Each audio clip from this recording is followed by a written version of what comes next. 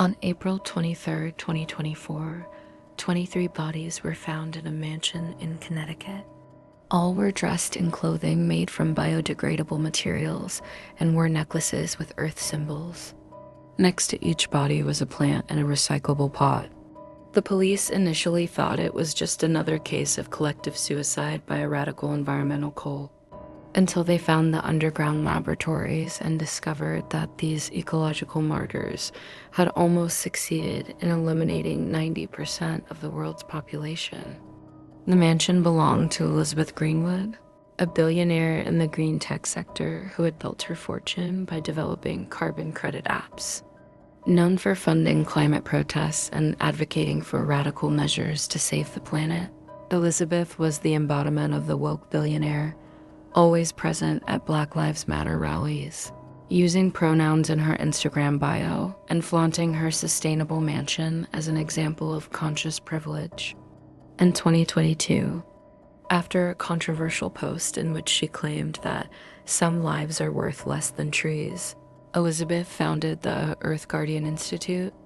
The think tank attracted a peculiar mix: brilliant scientists frustrated with the slow pace of environmental policies, radical activists expelled from other organizations for extreme methods, and Generation Z idealists completely consumed by climate anxiety. The Institute's headquarters was a 20,000 square meter sustainable mansion in New Haven. Fully self-sufficient, the site became a true temple of radical progressivism, anti-capitalist meditation rooms, workshops on decolonizing agriculture, lectures on intersectional ecofeminism, and sessions for healing Earth's toxic masculinity trauma. Elizabeth was a master at using the language of social justice for her own purposes. Every new member underwent an environmental privilege check and was forced to confess their sins against Gaia. The Institute hosted climate accountability circles, where people were publicly shamed for using plastic straws or eating meat. On social media, the Institute preached inclusion and diversity, but internally, it developed a hierarchy based on environmental purity. The more radical one's stance against the planetary genocide of the privileged, the higher their status within the group. Radicalization was gradual. It started with peaceful protests, escalated to industrial sabotage, and ultimately led to the conclusion that some people must die so the planet can live. The irony? Elizabeth used the very discourse of protecting minorities and vulnerable communities to justify her genocidal plan. According to her, Indigenous peoples and traditional communities would naturally be more resistant to the virus due to their spiritual connection with the earth. It was eco-fascism disguised as social justice. Dr. Michael Foster revealed to authorities that the Institute was merely an elaborate facade.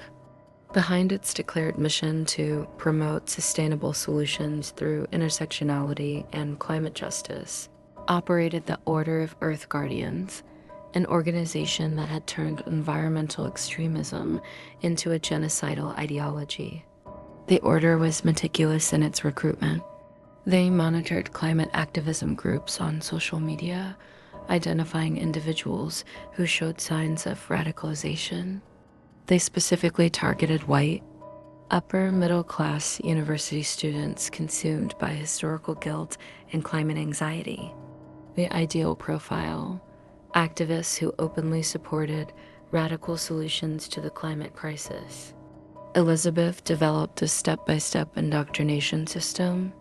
First, recruits were invited to climate awareness retreats at the mansion. There, through lectures on environmental privilege and historical carbon debt, they were exposed to the idea that humanity was a cancer on the planet. Deconstructing anthropocentrism programs gradually eroded their empathy for other human beings. The second phase involved ancestral healing circles, where members were encouraged to acknowledge and purge their colonial guilt. Through rituals blending New Age shamanism with anti-capitalist rhetoric, they developed a sense of moral superiority and disdain for the unawakened. The most promising were then introduced to the Green Revolutionary Leadership Program. There, they studied historical figures like Pol Pot and Mao, reinterpreting historical genocides as imperfect attempts at restoring natural balance. The message was clear: significant change required even greater sacrifices. The psychological manipulation was sophisticated. The order appropriated concepts like lived experience and representation to create a rigid internal hierarchy. The more radical a member became, the more moral authority they gained. The highest status was reserved for those willing to give their lives for the earth. Foster described how weekly privilege checks were used to break members' self-esteem, which could only be redeemed through increasingly extreme demonstrations of commitment to the cause. Gender-neutral language was mandatory, not to promote inclusion, but because genders are constructs of the patriarchal capitalist system that need to be abolished. The most disturbing aspect was how the order exploited its members' genuine desire for social change. They convinced well-meaning activists that genocide was a form of restorative justice, that eliminating humanity was the only way to return the earth to indigenous peoples and other living beings. In Foster's words, it wasn't just a death cult disguised as an environmental movement. It was a machine for turning social justice ideals into justifications for atrocities. They took people who wanted to save the world and convinced them they had to destroy it first. The police found members' diaries revealing how isolation in the mansion and constant exposure to extremist rhetoric gradually distorted their reality. One particularly disturbing excerpt read, "Every human who breathes is a colonizer of the air of other species. Our death will be our only true contribution to the liberation of the planet." In the underground laboratories, forensic teams discovered that the group had developed a modified version of a respiratory virus with a 98% mortality rate. The virus was engineered to be especially deadly to those with a high carbon footprint, a euphemism the group used to refer to anyone who did not adhere to their strict moral code. The order had created a complex social scoring system based on environmental awareness. Members earned points for reporting environmental crimes, participating in online cancellations of anti-environmental public figures, and recruiting new members to their cause. Status within the organization was determined by how environmentally pure one was considered.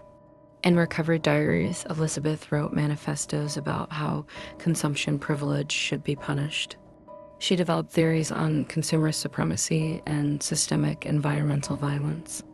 The order even planned to create green re-education camps for survivors who needed to be deconstructed from their consumption habits. The plan included releasing the virus during global climate protests, events that the group secretly organized and funded. The cruel irony was that genuinely concerned environmental protesters would be the first victims. The order's members had developed a vaccine, distributed only to those deemed sufficiently conscious. Sustainable bunkers were built in remote locations where the chosen ones would live in completely green communities. Documents revealed that these communities would be governed by strict principles of environmental justice, where even the number of children allowed would depend on the parents' awareness score. The investigation revealed the group maintained extensive blacklists of people considered enemies of the planet, including scientists who questioned their extreme methods, politicians who opposed radical environmental measures, and anyone who dared criticize their intimidation tactics online. Most alarming was how the order had infiltrated positions of power in universities, environmental NGOs, and even government agencies, using the language of social justice and environmental activism to mask their true genocidal intentions. Sarah Ming, a 27-year-old environmental analyst and secretly an FBI agent, uncovered the truth during one of the weekly awareness sessions. Elizabeth preached that the real privilege was not race or gender, but simply existing on a planet with finite resources. Every human being, she said, was an oppressor of the earth. During the final session, Elizabeth announced that the order had developed an environmental privilege checker. In reality, a test for the vaccine against the virus they planned to release. Sarah noticed that the selection criteria for who received the checker followed a disturbing logic. Only individuals scoring high on ideological purity tests were chosen. The order had created a social credit system based on how deconstructed a person was. Vegetarians earned extra points, vegans even more. Those who participated in climate protests received bonuses.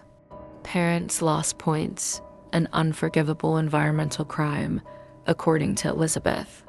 Sarah discovered that the group planned to use the structures of social movements to distribute the virus. Black Lives Matter demonstrations, climate strikes, Ogtitia pride parades, all were targets. The movements fighting for social justice, Elizabeth wrote in her manifesto, will be the vectors of ultimate environmental justice. When Sarah attempted to send evidence to her superiors, she was discovered by Dr. Foster, who found her encrypted communication device.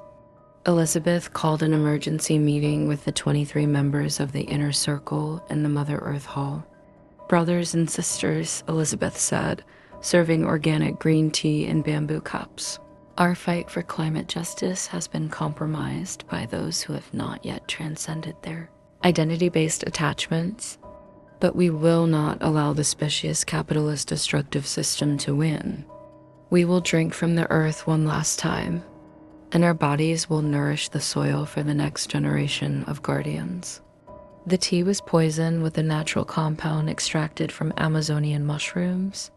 Elizabeth, faithful to her ideology to the end, chose an ancestral, natural, and decolonial poison, one that took 45 minutes to take effect, enough time for authorities, alerted by Sarah's final signal, to arrive at the scene.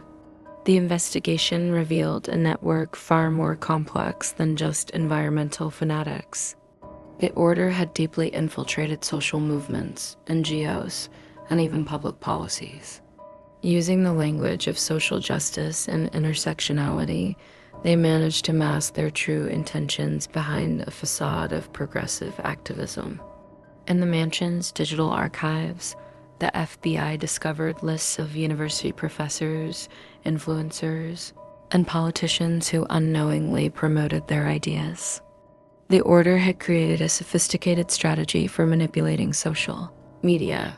Seemingly harmless hashtags about veganism and environmental awareness were actually codes for recruiting new members. Most disturbing was the discovery that Elizabeth Greenwood secretly funded a network of social awareness influencers. These content creators, unaware of the manipulation, were being used to normalize increasingly radical ideas about necessary sacrifice for the greater good. What started as posts about conscious consumption subtly evolved into messages about voluntary population reduction. Documents found revealed plans to use ESG policies and carbon metrics as tools for social control. The order planned to create a social credit system based on environmental awareness, which in reality would be used to identify and eliminate dissidents. The FBI also uncovered connections to groups promoting eco-anxiety among young people. The order deliberately amplified fears about climate change to radicalize vulnerable individuals, turning legitimate environmental concerns into eco-fascism. In her final testimony, Sarah Meng revealed something even more sinister. The order was developing a program for post-purification re-education. Survivors would be forced through a process of deconstruction that eliminated any trace of individuality or divergent thought. Today, dormant cells of the order remain active, hidden within other social movements. Their tactics have evolved. Instead of direct violence, they focus on subverting institutions from within. using the language of social justice to promote an authoritarian agenda. The Earth Guardian Institute now serves as a warning about how noble ideals can be corrupted by extremism. Ironically, the self-sustaining building continues to operate, powered by the natural composting of its former occupants, an involuntary memorial to Elizabeth Greenwood's distorted philosophy. As observed by the FBI special agent in charge of the case, the true horror is not in the genocide plan itself, but in how they almost convinced the world it would be an act of love for humanity. Today, the Earth Guardian Institute is a museum dedicated to warning against the dangers of ideological extremism. The final irony? The sustainable building and its eco-friendly systems continue to function perfectly, powered by the natural composting of its former occupants, just as Elizabeth would have wished.